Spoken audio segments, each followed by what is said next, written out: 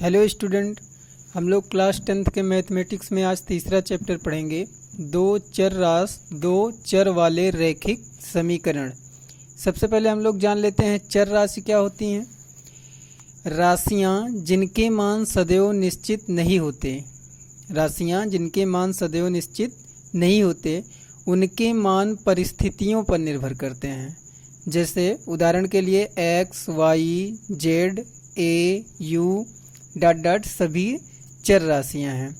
समीकरण क्या होते हैं हम लोग पढ़ेंगे। समीकरण एक बीजीय व्यंजक जिसमें बराबर का चिन्ह होता है और जो चर राशि के सभी मानों के लिए सत्य नहीं होती है, एक समीकरण कहलाती है।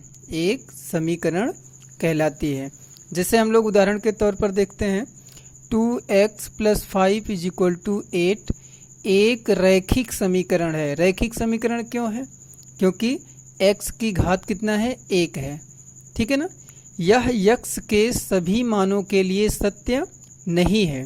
x के सभी मानों के लिए सत्य नहीं है तो एक दो ऐसे मान होंगे जिसके लिए सत्य होगी। आइए देखते हैं। यह x के केवल एक मान अर्थात x = 3/2 के लिए सत्य है। चेक कर लेते हैं हम लोग।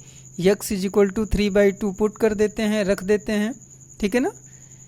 x = 3/2 रखेंगे तो 2 × 3/2 + 5 = 8। 2 से 2 कैंसिल हुआ है ना, तो 5 3 8 8 = 8 आ गया। मतलब ये जो हमारा रैखिक समीकरण है ये x = 3/2 के लिए सत्य है। आइए हम निम्न रैखिक समीकरण पर विचार करते हैं। यहाँ पर देख रहे हैं हमारी चर राशि कितना है? 2 है। एक x है, एक y है ना। दो चर वाले रैखिक समीकरण। दो चर राशि है और दोनों चर राशियों की घात कितना है? 1 1 है। इसलिए दो चर राशि वाले रैखिक समीकरण हुए। उपरोक्त प्रत्येक समीकरण वास्तविक संख्याओं r पर उपरोक्त प्रत्येक समीकरण वास्तविक संख्याओं r पर दो चर राशियां हैं। दो चर राशियां हैं। समीकरण ax + by + c = 0 जहां a, b, c वास्तविक संख्याएं हैं, है ना।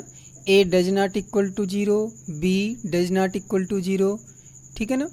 दो चर राशियों x और y में एक रैखिक समीकरण कहलाती है।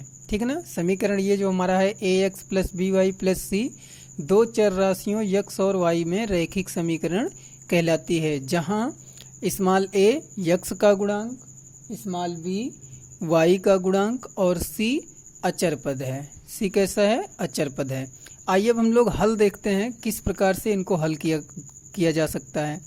रैखिक समीकरण युग्म का हल। x और y के मानों का कोई युग्म जो दिए समीकरण को संतुष्ट करता है, दिए समीकरण का हल कहलाता है। इसका अर्थ है कि दो समीकरणों का हल दो सरल रेखाओं या दो वक्रों का प्रतिच्छेद बिंदु x, y है।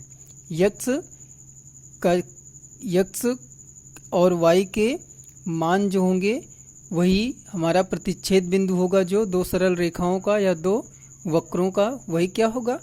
हल होगा दिए गए समीकरण का। आइए देखते हैं। दो चर राशियां x और y में रैखिक समीकरणों के युग्म का व्यापक रूप निम्न होता है। दो चर राशियां x और y हैं हमारे पास। रैखिक समीकरण युग्म जो होता है उसका व्यापक रूप किस प्रकार से होता है? इस प्रकार से होता है भैया, a1x + b1y + c1 = 0। ठीक है। दूसरा a2x + b2y + c2 = 0 जहां a1 a2 c1 a1 a2 b1 b2 c1 c2 सभी वास्तविक संख्याएं हैं। कैसी संख्याएं हैं? वास्तविक संख्याएं हैं। अब आइए हम लोग देख लेते हैं संगत और असंगत निकाय। संगत निकाय क्या होता है? एक रैखिक समीकरण निकाय, एक रैखिक समीकरण निकाय संगत कहलाता है। यदि इसका कम से कम एक हल है ना।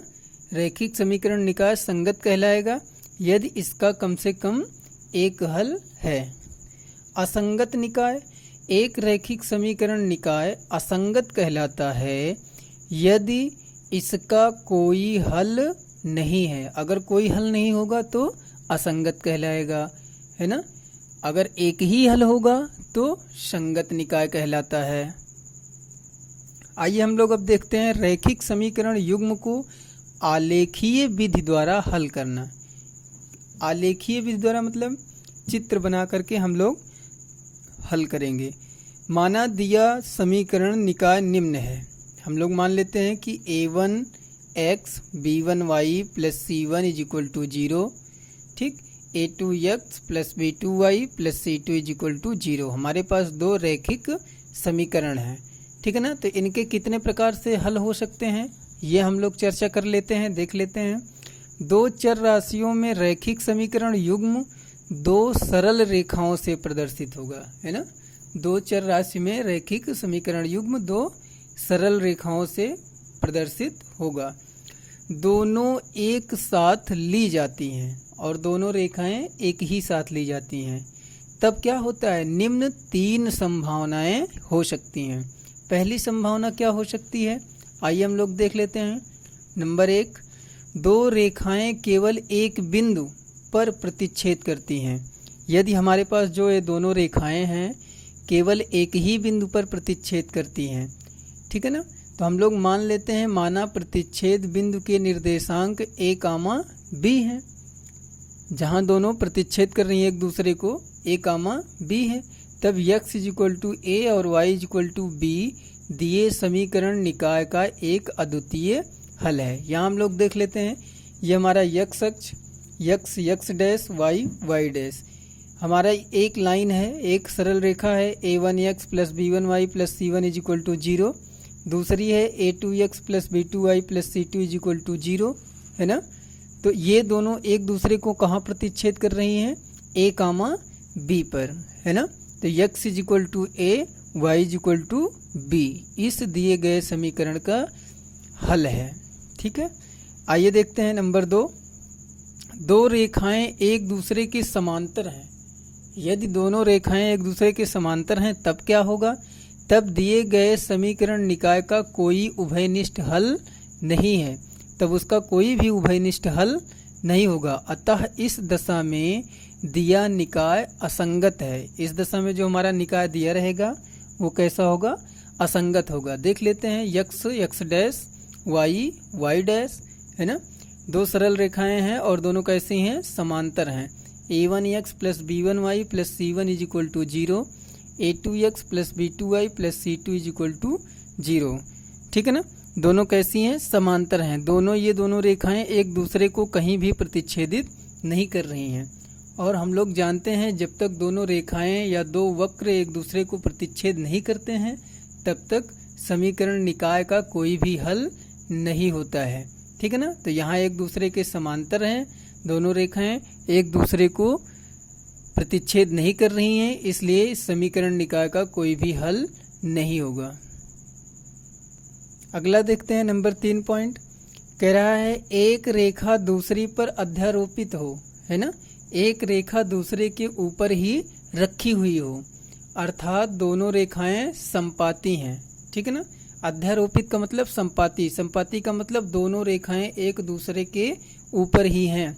इसका मतलब दोनों रेखाएं एक दूसरे को प्रत्येक स्थान पर, प्रत्येक जगह, है ना, प्रत्येक बिंदु पर प्रतिच्छेदित कर रही हैं, है ना। जैसे हमारे पास एक रेखा हो ये, और इसी के ऊपर हमारी दूसरी भी रेखा हो ऐसे, ठीक ना। इसका मतलब ये दोनों रेखाएं एक दूसरे को प्रत्येक स्थान पर प्रतिच्छेदित कर रही हैं।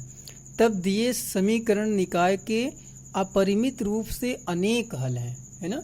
जब दोनों एक दूसरे के ऊपर ही हैं, अभी तक क्या होता था, दोनों रेखाएं एक दूसरे को प्रतिच्छेदित करती थी, तो जिस बिंदु पर प्रतिच्छेदित करती थी वो हल होता था निकाय का। अब क्या है, दोनों एक दूसरे के ऊपर ही हैं, इसका मतलब हर एक प्रत्येक बिंदु पर दोनों एक दूसरे को प्रतिच्छेदित कर रही हैं, है ना। इसका मतलब क्या हुआ, इसके अनेक हल हैं, अपरिमित रूप से अनेक हल हैं। ठीक है ना, देख लेते हैं। यक्स, यक्स डैश, वाई और वाई डैश। ठीक बेटा, अब देखते हैं a1x plus b1y plus c1 is equal to 0, ये हमारी है। और यही हमारी कौन सी रेखा है, a2x plus b2y plus c2 is equal to 0।